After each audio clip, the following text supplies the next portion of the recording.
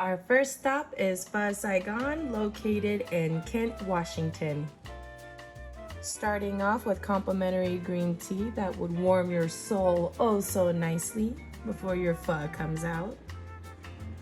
Here's the main star.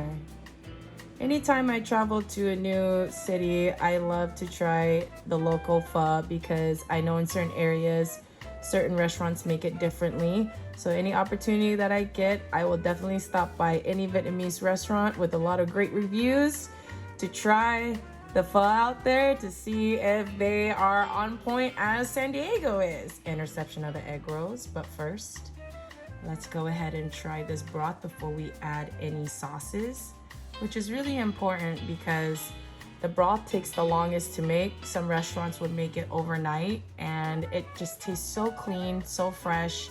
Texture of the noodles and the meat quality was perfect. I was so impressed. Now I'm ready to try the egg rolls. Usually back home they would have pork in the house egg rolls. This one was a veggie one, which nonetheless still tasted really good. But back to the pho. If you guys are in the Kent area, definitely come and check out this Vietnamese restaurant, very authentic. Last but not least, we had to try the barbecue pork banh mi. I love banh mi sandwiches so much. It's one of the most popular Vietnamese quick bites to get. I love the texture of this French bread. It was toasted perfectly. I had to take another bite just because I only had veggie on the first one. And as I'm tasting this sandwich, I realize it's a tad bit spicier than what I'm used to. The owner did say if I wanted extra spice, and I assumed it was gonna be jalapenos. But as I started looking through the sandwich, I realized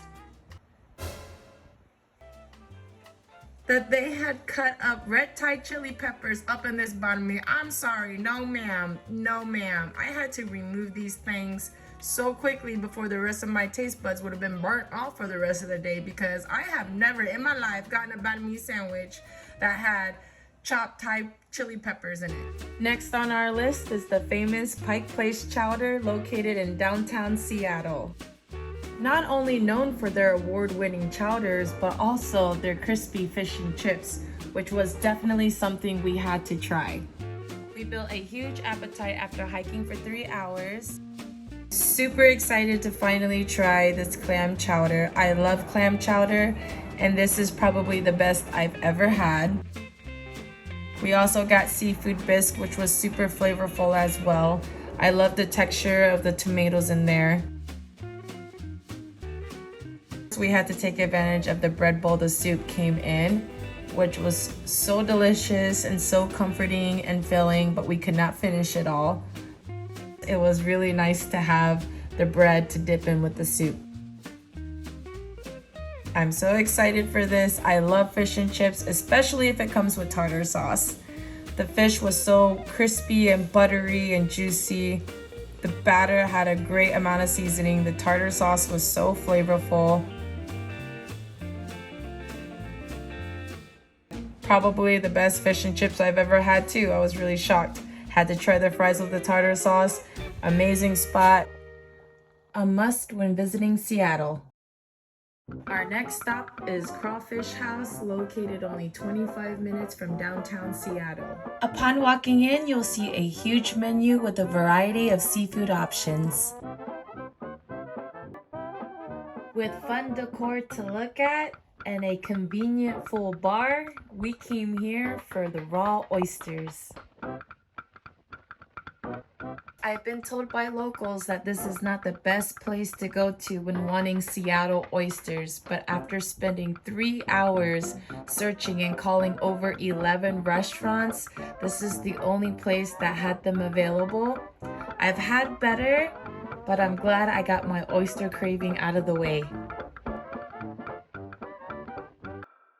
Our last stop on the list is Dick's Hamburgers, located in Kent, Washington. A convenient 3-minute drive away from our Airbnb, we had to find out what the hype was all about.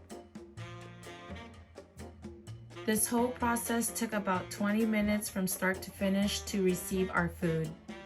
with this simple menu of old-fashioned ice cream, shakes, sodas, burgers, and fries.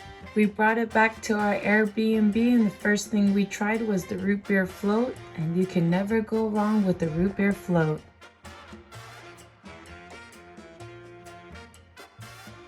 We ended up getting the deluxe burger, which cost $4.10. It comes with a 1/4 pound of beef, cheese, lettuce, mayonnaise, and chopped pickle. The texture of the bread tasted like White Castle, and the meat and everything in the burger, especially if you add the white onions on the side, tastes just like a McDonald's McDouble. The fries reminded me of In-N-Out fries, but actually had seasoning on it. Pretty basic, nothing too special about it.